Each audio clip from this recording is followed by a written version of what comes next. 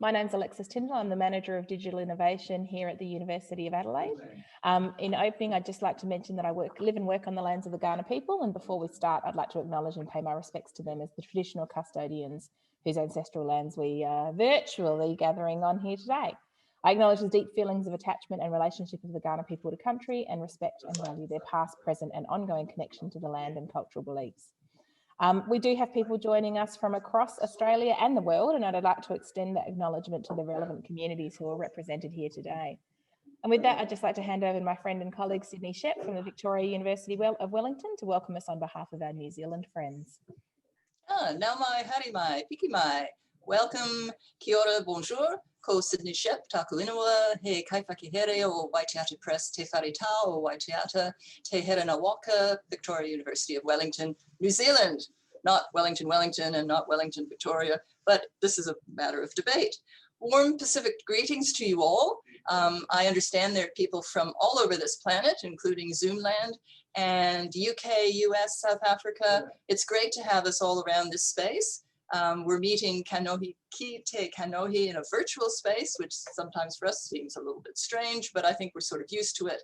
So I'm really delighted to come to you from New Zealand and to be on the organizing committee for AI for LAM, this wonderful new chapter that's been established and is hosting wonderful presentations and amazing people doing research in this area. And today we'll listen to a couple more. Kia ora. Thanks, Sydney. And yeah, welcome everyone to today's webinar, Can You Trust a Machine? Reflections on Trust for the Glamour Community. This is the latest in a series of webinars from the Australian and New Zealand chapter of AI for LAM, or Artificial Intelligence for Libraries, Archives, Museums, if you aren't familiar with our acronym. I'd really like to welcome back our repeat attendees. It's great to see a few people turning up for everyone of these, and a special hello to anyone who's tuning in for the first time. And we have had 93 people register for this webinar today, so that's fairly exciting. If you're interested in further engagement with this community, at the end of today's session, we'll share some information about how to get involved. Today's session will be recorded and shared online after the event. As participants, you'll be sent the video link and it'll be on the University of Adelaide YouTube page. I'd very much like to invite you to introduce yourself in the chat window. You should be able to see an icon at the bottom of your screen. And please share where you're joining us from and any comments that you'd like to make about your interest in the issues we're discussing today. That chat window will also be the best place for asking questions. Please feel free to ask questions during the presentation or after the event. And we have Ingrid online, who I think has already introduced herself in the window, monitoring those things and making sure that your questions are addressed. So that's all the usual Zoom housekeeping. And with that, it gives me great pleasure to introduce our two speakers today, Georgina Ibarra and Meena Thamaraja. Georgina presently leads the production and design group at CSIRO's Data61, supporting a team of talented user experience designers and product managers whose mission is to translate science and research outcomes into impact-driven platforms and products. She has developed a passion for understanding the needs of people and how technology can help them achieve their goals over more than 20 years designing for a multitude of technology platforms. Meena is an award-winning user experience designer and researcher who previously worked for ABC and CSIRO's Data61 before creating Riveted, a children's book discovery engine using conversational interfaces and machine learning. As part of Data61's investigative analytics program, Meena and Georgina have produced a report on how experts and other users understand, calibrate and experience trust when applying machine learning models to decision making. That report has a focus on the challenging environment of law enforcement and considers the conditions required for a user to accept and use data produced by a machine learning model in high consequence situations. The findings and what they've learned have applications in many environments that are considering opportunities to work with machine learning tools, including libraries, archives, and museums. And with that introduction, I'm going to disappear and hand over to Meena and Georgina, who'll take us through the next little bit. Thank you. Thank you, Alexis. Hi, everyone. Great honour to be here in this community. Thank you for having us. I'm Georgie Ibarra, and my colleague Meena Thamaraja is on the line. That's Meena waving. So, like Alexis said, I am the product and design lead at the Data61, which is a business unit of CSIRO, which is Australia's national science agency. So Meena actually used to be a senior UX researcher at Data61 with me. but she's now founded a startup that recommends books for children via a bot. So we're here to talk to you today about some of the concepts we wrote about in a paper that we co-authored with social scientist David Douglas that was published by CSIRO last year. So Mina and I both have UX research and design backgrounds. We've worked together before as well at ABC. At Data61, we typically work with large teams with big data sets and machine learning engineers and scientists and researchers. And that's on projects ranging from creating predictive tools to assist with climate change, adaptation and planning, for instance, to developing platforms for the exploration of three-dimensional geospatial data sets. So it's some pretty gnarly and complex projects that we work on.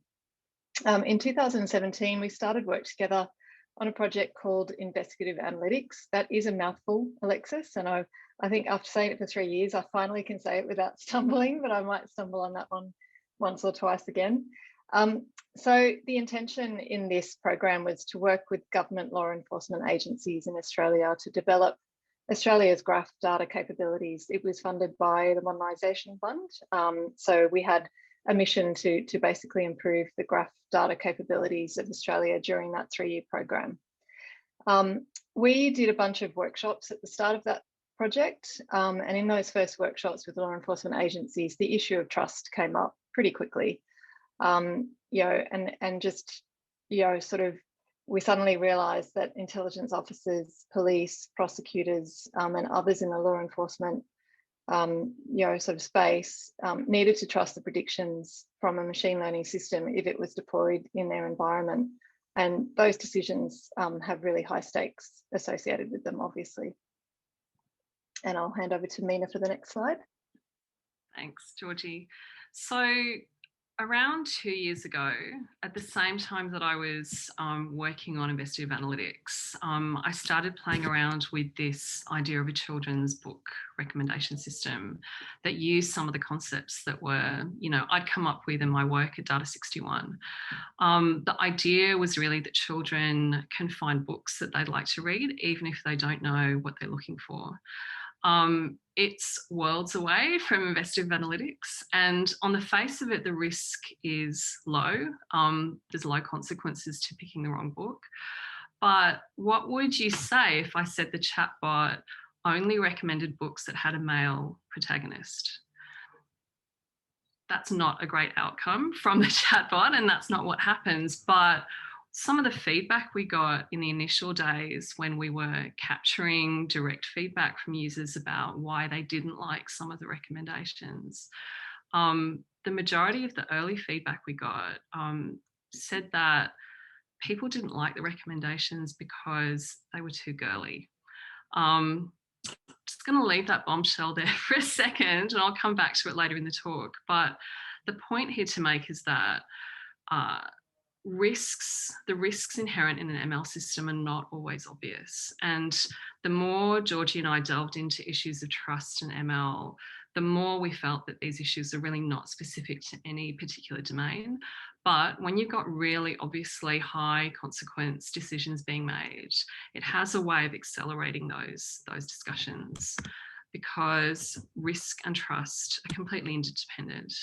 By trusting a person, you're placing yourself at risk of being harmed or exploited, depending on what is actually, what the task is that needs to be done. When we first started talking about trust with our team, so how many machine learning engineers were there, Georgie, working on investigative analytics? Yeah, there was a team of 30, and initially I was the only UX, so yeah, 30 to 1 was our ratio. 30 to 2 when I so we, in a lot of ways, the UX designers are conduits between the end user and the engineers. And as Georgie mentioned, trust came up very quickly in the discussions we had with the users, intelligence analysts in particular. And when we took that back to the team, the first response was, well, these are black box systems we're playing with. We don't know why the recommendations are made. And our response to that was, well, if you can't explain why a decision is made, then the user's not going to trust the system and they're not going to use it, particularly when it's high consequence. And, you know, we're lucky in that the engineers that we work with were, they really got on board with that straight away. And I think the interest in, you know, the first investigations we went into with trust were really internal presentations and discussions with our team. But when we realised how much interest was happening, it kind of snowballed into the paper that we wrote. So that paper was a result of, it basically started with a literature review. So once we started, you know, getting into the topic of trust in machine learning, we realised that this was a really big space, and we really quickly needed to learn a lot about it. There was already some research that had been done, so we embarked on a literature review with the purpose of you know, presenting, I guess, the facets of trust to our team and stakeholders. And really our core purpose was to uncover some human-centered principles for designing for trust. One of the key reports that came out of the backbone, or that formed the backbone of our research, was the Partnership on AI report, which is called the Report on Algorithmic Risk Assessment Tools in the US Criminal Justice System. That's available online. You can Google for that one. And that, you know, really had, yeah, sort of, I guess, became a bit of a foundation for a lot of the research that we delved into. And while we were conducting that research, it became clear that there was enormous interest in this topic across CSIRO and of course across the world.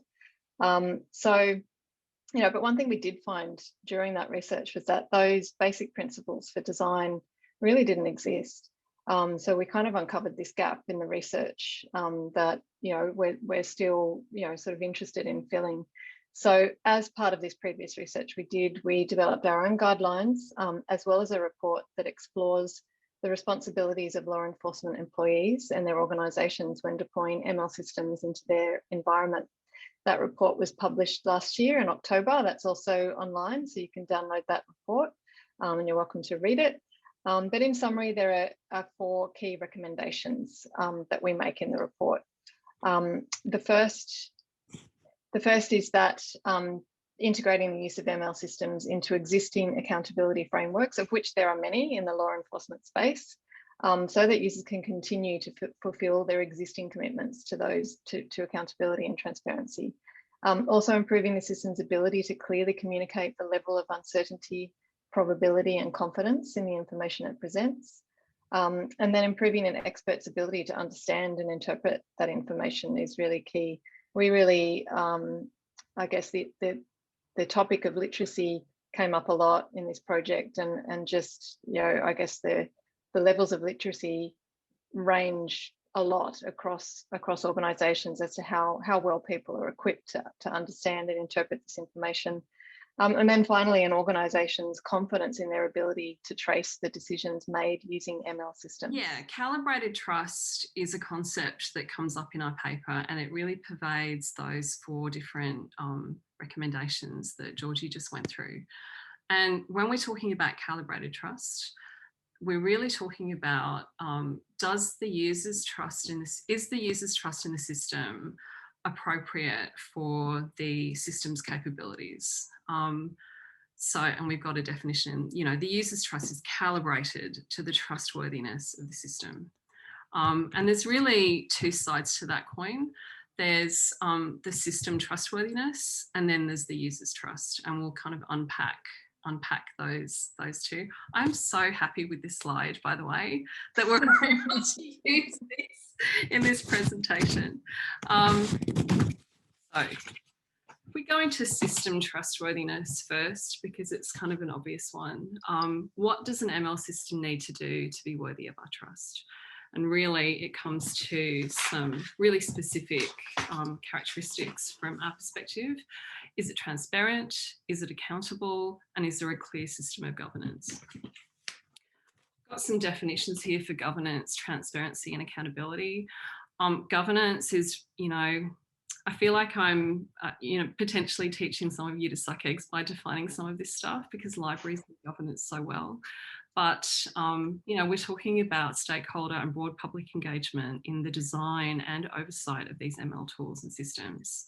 And governance really, transparency and accountability as part of that governance.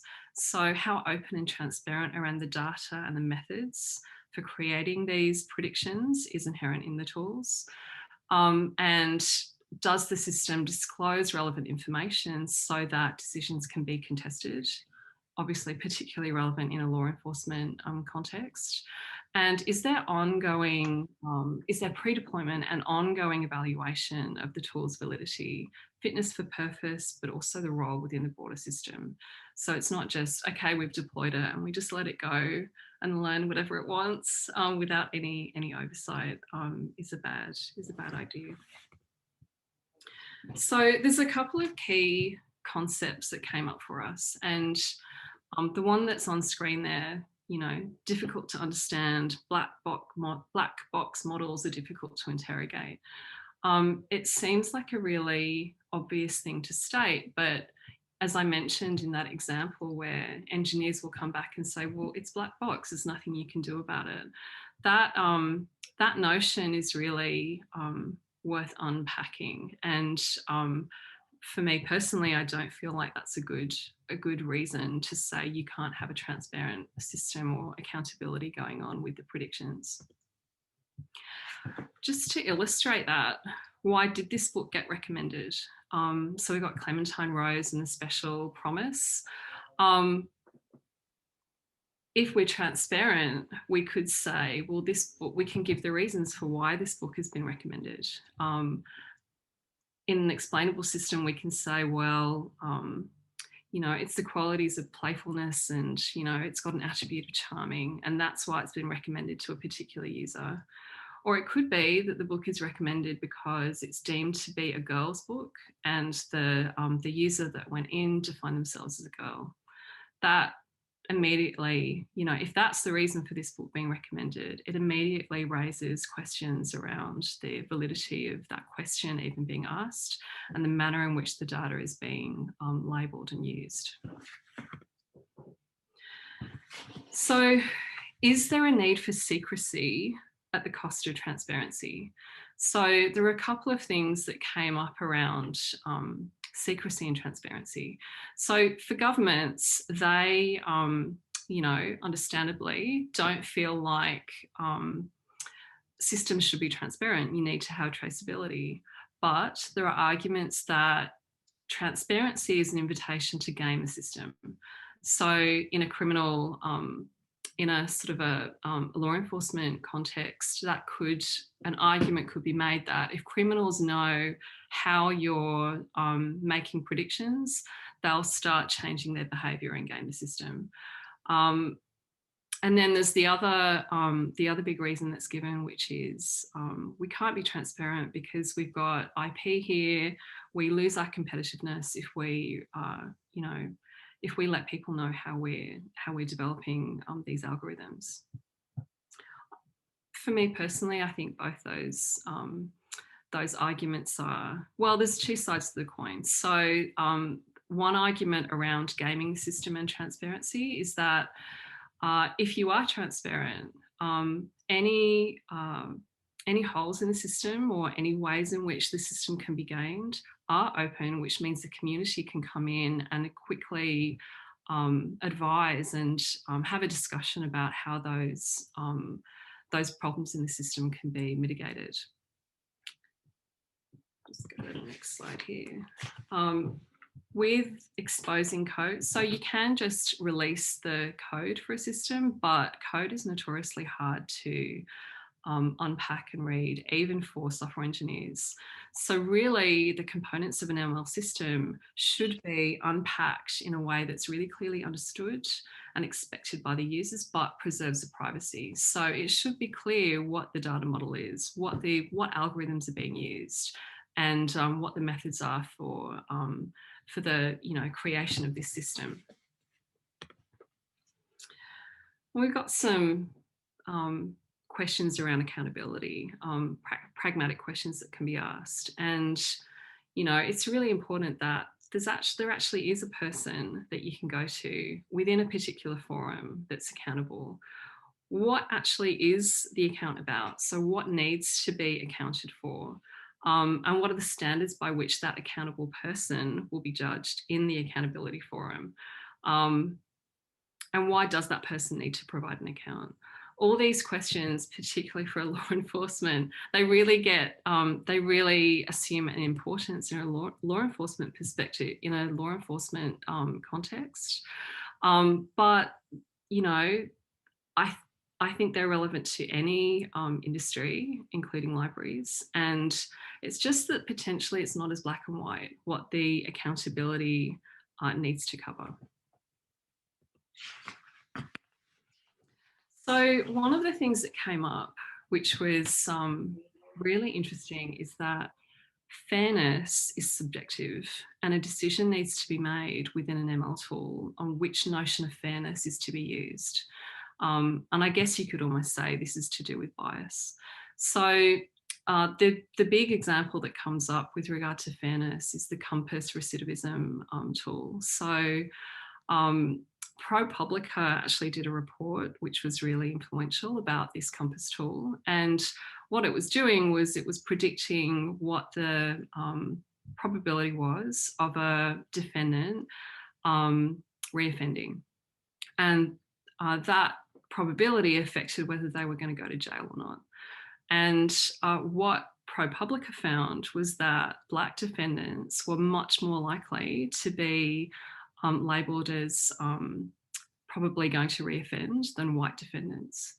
ProPublica's Compass, in response to that, I'll just go here, like they have said in their defence that there's a trade-off here between fairness and performance. And their argument is that public safety, isn't it fair that we protect the public by making sure that, medium to high risk defendants who are likely to commit violent crimes are put away. And they sort of have their own way of describing the probability across all the different categories that they have around their, their defendants in their system, which didn't correlate to the way in which ProPublica was assessing the system. In preparation for this talk, Georgie and I were kind of looking at what's been written about machine learning and libraries. And I hadn't come across this report that was commissioned by the Library of Congress, written by Ryan Cordell in June 2020. I think a lot of you are familiar with this report. It has some really great ideas in it. It's really nuanced and I think quite a sophisticated paper that I urge everyone to read. But one of the concepts that was really interesting that came up is that, and I'm just going to read this quote, the subjectivity of ML models is precisely where we find their potential for explaining culture, including its biases and exclusions. So I guess what we're really talking about here is it possible to remove bias? Like there is this kind of impulse to go, well, let's try and remove all bias from our tools, but you could argue that that is just impossible. Bias is everywhere and it's difficult to remove. So this concept really looks at being transparent and explaining where the bias occurs and the exclusions, and using ML tools to do that, and using that as a lens through which to interpret what's going on in cultures.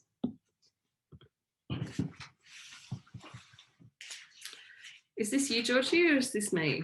I think this is still you. Oh, really? Okay. Yeah, keep going. So the other side of the coin is user trust. So can the user trust the system to perform a specific task? And for our purposes, and a lot of the big data projects that we work on, we kind of define these really specific user groups. And it's really it's really helpful to look at users through these 3 different lenses. So we've got the technical expert. They're often getting their hands dirty in the code. They are potentially building these tools and have a lot of control over how these tools get produced. We've got the engaged professional. They are subject matter experts, and they are often an end user of the tool. They may well be directing the technical experts. And in a law enforcement context, in the context that we were, doing our project, that could be intelligence agents, it could be judiciary, it could actually be policemen on the street. And then we've got the general user. Now, not all big data or ML tools have a general user. For libraries, it's pretty clear that would be readers. If we go back to engaged professionals, I would see librarians as the engaged professionals in that user group there. For us, the technical experts were data scientists that were working in those law enforcement organisations. So there are several different components to trust. So we've got, if we're looking at the user, we've got dispositional, situational, and learned trust, which I'll unpack, and they're interdependent. So with dispositional trust, that's your general tendency to trust the computer, to trust automation. And that can be to do with lots of different things. It could be your age, personality traits, your culture. But it's worth, I guess, bearing in mind that dispositional trust. Then there's situational trust, and there are internal and external factors to that. I feel like I need to just read this list. So we've got, in terms of the internal factors, we've got the confidence of the user, their expertise in the subject matter, their mood, and their attentional capacity. So one of the things that the research, there's several different research papers that show that people who are in high stress situations or dealing with complex tasks are less likely to trust a system. And I guess that goes into external factors. So what type of system is being used? How complex is the system? How difficult is the task? What is the workload of the person using this system? What are the perceived risks and benefits? And just the general organisational setting and framing of the task. I feel like I'm way over time, so I'm going to try and speed through some of this. But then we've got learned trust. So, and that concerns the trust individuals develop in the system over time. So their initial trust in a system may be really different to the trust that they develop over time through lots of interactions with the system. I just inserted computer says no. To me, this kind of, I guess, talks to some of those issues of trust. So what can a user do to calibrate their trust? So some of those things that Mina covered, like governance, transparency, and accountability, I guess we could say they are, often the concerns of the broader ecosystem and stakeholders, in the sort of surrounding ecosystem. There are some things, some fundamentals that are more the concerns, I guess, of the immediate users of systems, and I guess just some basic concepts that they need to understand when they and bring to their use of that system. So that is 3 things: accuracy, validity, and bias. So I'm not going to read out the quote. This is taken from the Partnership on AI report. I think the thing to summarize here is, and their summary of accuracy is that it really is narrowly focused on how an algorithm performs on specific data, but it doesn't address the issues that might undermine the reasonableness of the data set itself. So accuracy is calculated with respect to an accepted baseline of correctness, but fails to account for whether the data used to test or validate the model are uncertain or contested. Such issues are generally taken into account under an analysis of validity. So that leads us to the next concept, validity. Unlike accuracy, validity takes into consideration the broader context around how the data was collected and what kind of inference is being drawn. So there's a definition of validity here also from the PAI report. I guess what I would say here as well is that for us in a research and development organisation, often validity is actually not our remit. It's often the remit of the organisation that's actually deploying these systems in production. So it's kind of not something that we're well versed at, but it's something that we urge the companies, the organisations we work with to consider themselves. And then the third concept is bias, which I'm sure you're all familiar with. For us in investigative analytics, there were some specific considerations around bias.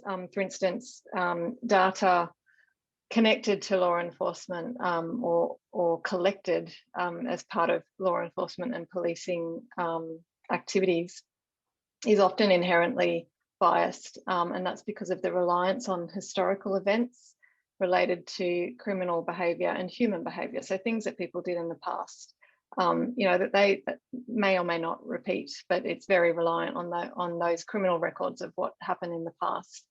And the implication there is that if that, what they call dirty data, is fed into a new predictive system, it can fundamentally taint its recommendations. And this can further ingrain biases in supposedly neutral systems.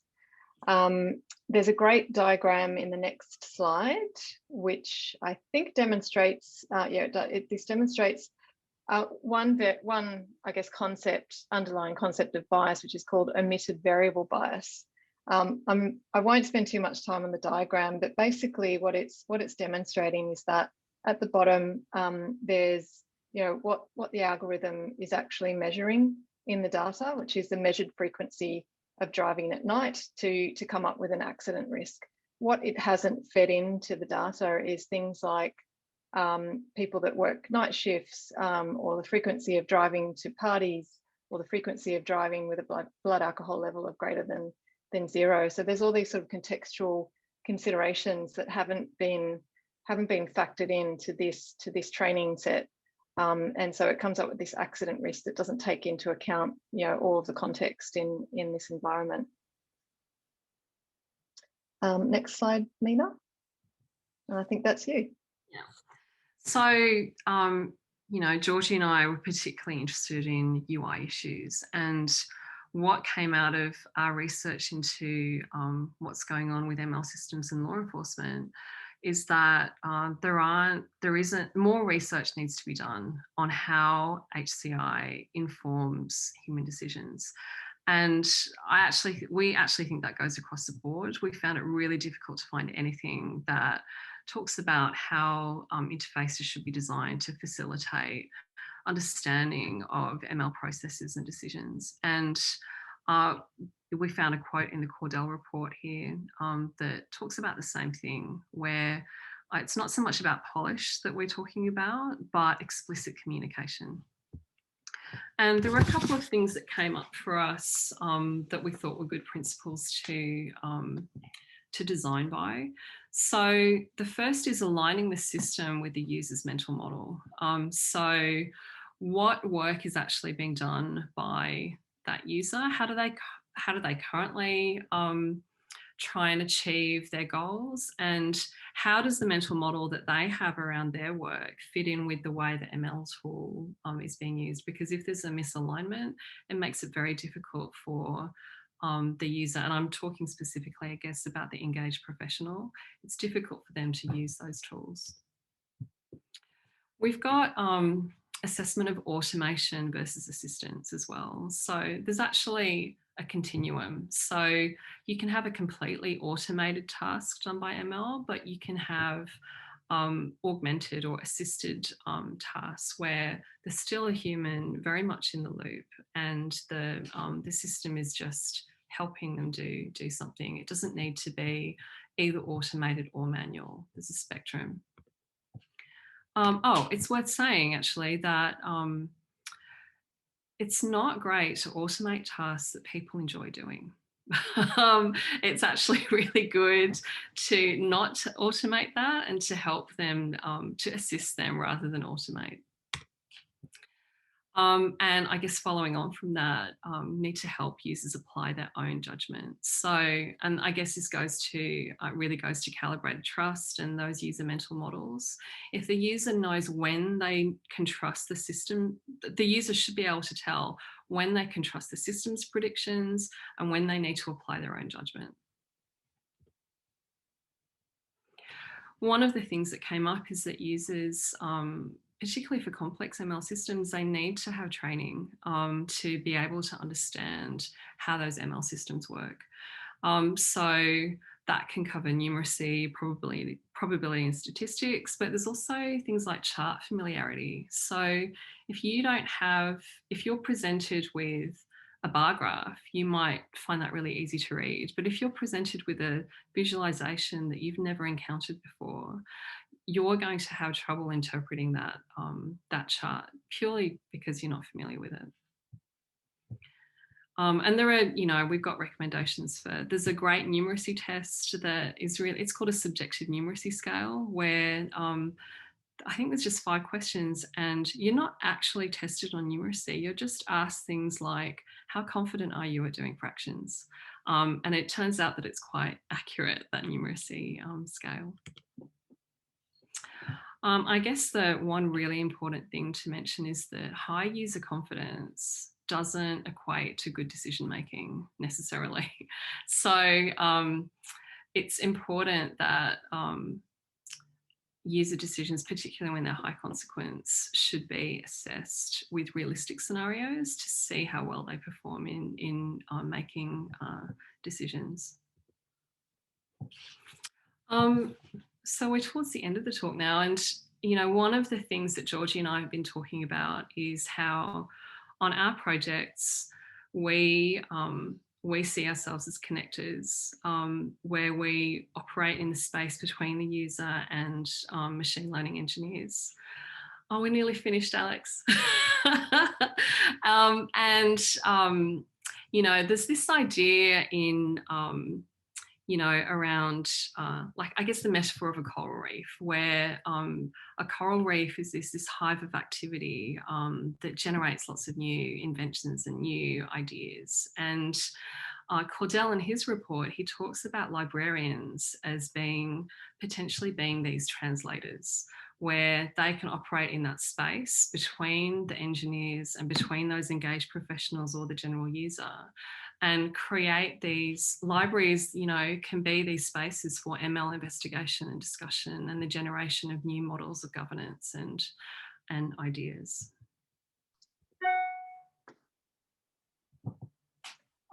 So second last slide. So what's really exciting for us now is what happens next. So we've done this research. We've come up with, I guess, a bunch of understandings and concepts, but what we couldn't do with that research was actually test it with real scenarios, construct designs using real data, because we worked with law enforcement organisations and we weren't allowed to use their data. We weren't allowed to understand those scenarios, so we couldn't actually test the concepts and apply the knowledge that we learned. So we are developing a proposal for the next phase of research at the moment. And that is aiming to develop capabilities to co-create a responsible ML system with a specific set of stakeholders and end users to equip that community to assess the challenges associated with the uptake of the system into their immediate environment and its broader ecosystem. And to do that, we'll closely observe and respond to different types of trust that specific types of users exhibit during their interactions with an ML system. We're going to use the Riveted BookBot, which is a book recommender used in libraries and schools that's been developed by Mina and her team. And using that system allows us to access the data being used by it, and also gives us access to widely available ML libraries, and also the community in the library and school system, and their related tasks around recommending books for children. And so that's specifically librarians, teachers and students. So we'd love to hear from you if you're interested in participating in the research. It probably won't kick off for another few months, but we have our email addresses there, and please get in touch if you're interested. And I think that's all we have in the way of slides. Thank you for having us, and we can throw to questions. Oh, well, that's great. Thanks so much. It really speaks to our community, and we're all a fan of Ryan Cordell's work. And that's a really important report. But how you have continued to, I guess, take some of his learnings and put them in this high consequence space, I think is really interesting. And although you haven't had the opportunity to use real data and spin out, you know, what you're doing, I guess I could ask a lead-off question, because we all know trust is a fragile thing, and then once broken, really difficult to rebuild. In some of your scenario spinning, were there either, you know, high consequence scenarios you were spinning, or low to medium risk environments where you could imagine how would you rebuild trust? I'm thinking particularly in the digital identity space, where privacy is a critical issue, but there might be other areas that you guys have looked into. So if trust is broken, how do you regain it? It's a great question. I'll just say something and then I'll throw to you, Mina. So we haven't been able to construct realistic scenarios, and it, you know, for us to do that, we really need to intimately understand the tasks that people are doing end to end with the system, and how that connects to, you know, what problem that's solving for them in their day-to-day work. So because we couldn't do that as part of this research, that is definitely the goal of the next stage of research. I think distrust, what I would say, distrust is a major, one of the major elements, or one of the major concepts that came up in the research that we did and in the report. And you're right, it does disengage people with the system. But the other thing that I think is worth noting is that it also gives people, I guess, sometimes equips them with the skills to be able to not use the system for particular decisions when it's not safe to do so. And I think a lot of algorithms and ML systems that are in place today, in production today, don't give users that choice. They don't give them the choice to switch something off, you know, and make an evaluation of whether to distrust the system for particular decisions. So I think that's really critical to understand that, and to, you know, to sort of build that into the system. And I'll switch to Mina if she had something else to add. I guess I'd say that when something happens in any system where you break trust, those kind of characteristics of transparency and accountability and that operate within a system of governance become really crucial. So if you can be transparent about what's gone wrong, someone's accountable for it, and, you know, and they're operating within a system of governance, you can win back trust just by using those principles.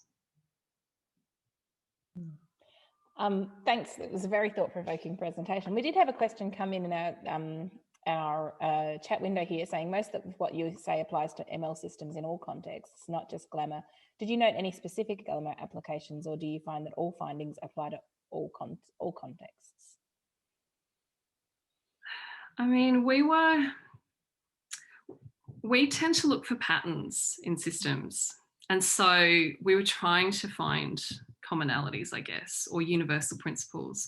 I think that the thing that I found reading about, sort of looking at the research that's done for ML and libraries, is that the conversation is really sophisticated around context in particular. And I think that I felt like within some of the engineering forums that are very technically, basically focused on the technical user, it wasn't very nuanced. Like it was a kind of a binary way of looking at trust and data. So I guess that's a characteristic that I noticed about libraries, but it's not. It should be pervading every industry. Mm. Libraries could lead the way. Yeah, yeah, of course. I think they should. I think just following on from that, I think one of the interesting things for this community, looking at the report you've done, is that the library, archives and museums community will sort of slide in between engaged professional and user in different contexts.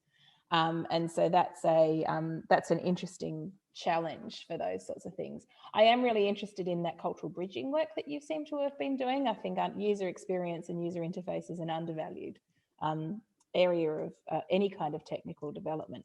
I think I just am curious about your direct experience working with the technical specialists and whether you experienced any kickback to both the resistance to the black box model and perhaps whether you were not exploiting the full potential of machine learning models, and to the challenge in sharing the information about decision making and levels of confidence in that environment, and whether that put any limitations on the technical development of the material. Well, I'll start with that one. So we're in a research and development organisation. So, I guess the practices there are quite experimental. People are willing to go down different paths and try new concepts and be, I guess, provoked by the way that they do things, because inherently it is a research organisation and they undergo peer reviews and all sorts of things in the academic process. So I think culturally, where we work at least, it was quite accepted, and it was just, I think, a little bit uncommon that a UX designer would question a machine learning engineer about their practices. So definitely, I wouldn't say kickback, but definitely maybe a bit of surprise we encountered at the start, and then gradually, I think as we communicated a lot of the concepts to the team, there was, like Mina said, just sort of broad acceptance. And in some cases, I had a machine learning engineer approach me and say, we really admire the work you do, and I didn't consider some of these things before you brought it to my attention. So that was a really positive experience. I can't remember the second part of the question. Mina, do you? Can you answer to that one? I can't remember it either. I asked it and I'm not sure whether your aversion to using black box models may have had people wondering whether you were putting limitations on the potential of the ML systems that you're talking about. Yep. So, like, in the end, I guess we don't know what was deployed because we couldn't, it's what we did was hand it off to the law enforcement, to the Commonwealth, and we can't be, privy to what they do with that now. So we don't know, exactly, I guess, the level of the types of algorithms or how black box they were. I think we did at the end of our program uncovered one of the ML engineers uncovered some research from a woman called Cynthia Rudin.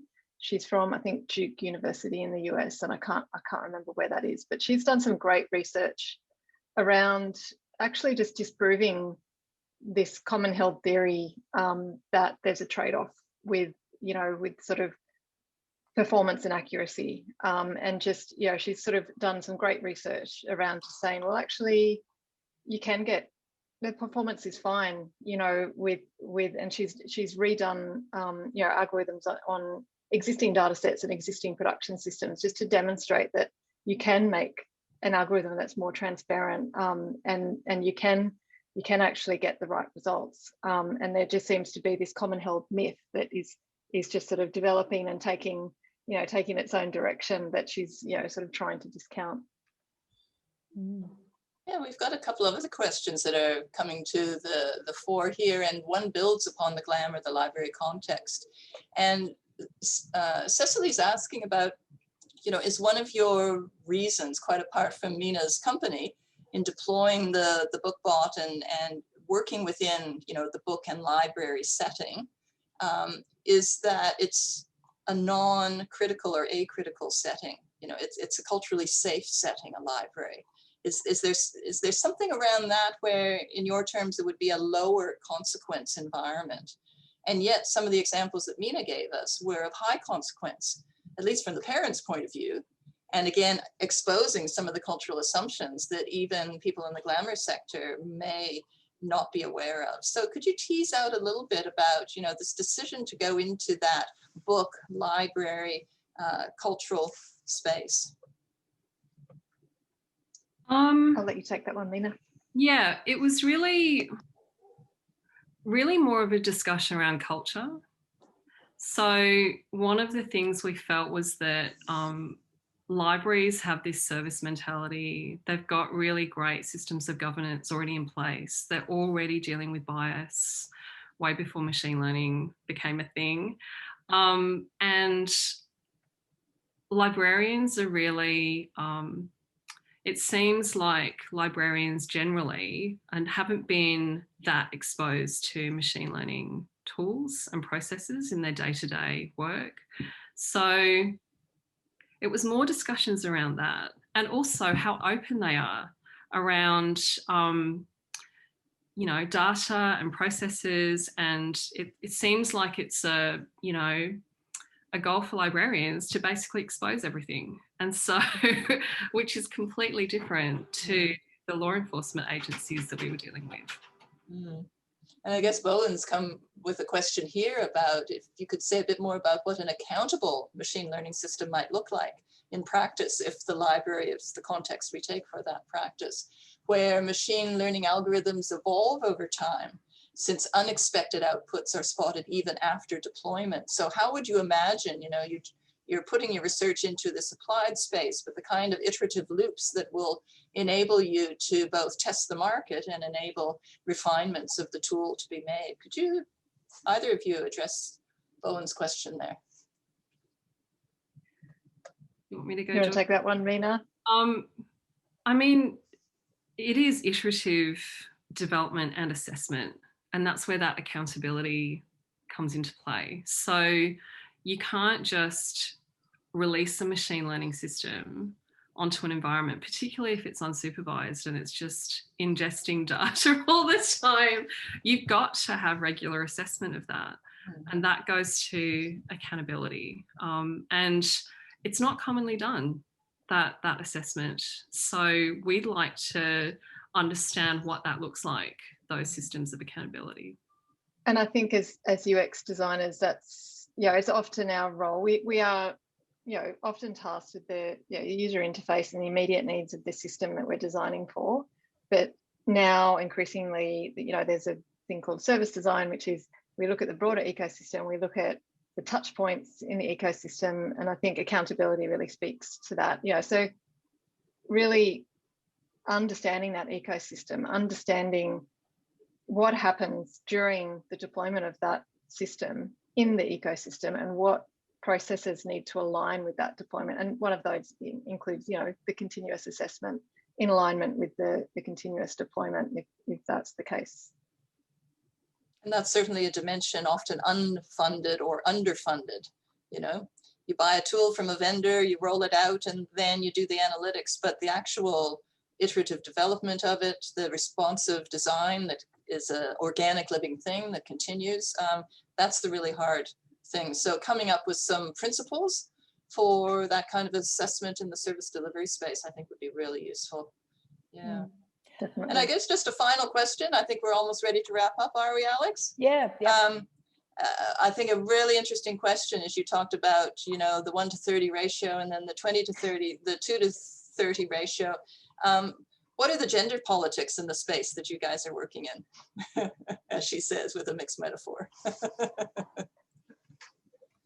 Yeah, look, I'll speak for myself in the research space. Diversity and inclusion is actually, there's a D&I committee in Data 61, and it is actually an organisational target to increase the diversity in our workforce. And that's, across the organisation. I guess for UX in particular, it's quite good. I think it's quite in that discipline, but then for the engineers to UX ratio, not great. So it's definitely, and I think it's, that's one of the things that people often talk about, is just diversity of teams provides those different perspectives that, that can sort of bake it into a system. So if you do have a diverse innovation team or engineering team or whatever product team, that gives you a better chance of baking diversity into the system itself. But definitely in research, it's probably not great yet, but we do have targets to improve that. Mina, did you want to have any last comments about that? No, I think that was great, Georgie. Over to you, Alex. Yeah, with that, I think we might wind things up for today. Thank you very much for a thought-provoking discussion, and I would strongly encourage people who've joined us to read your report. Ingrid has shared some links in the chat window, but we'll also share those when we send the thank you, when the follow-up email out to participants. I would like to thank Sydney, my co-host, Ingrid, for helping make sure the back end is going nicely and smoothly, and as well as including the other members of our coordinating group for the Australian and New Zealand chapter of AI for LAM.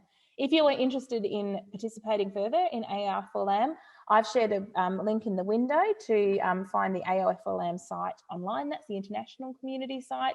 The best ways to join us are to sign up to their emailing list and have a look on that link. You should be able to see a Slack channel that you can join, and we do have a hashtag AUNZ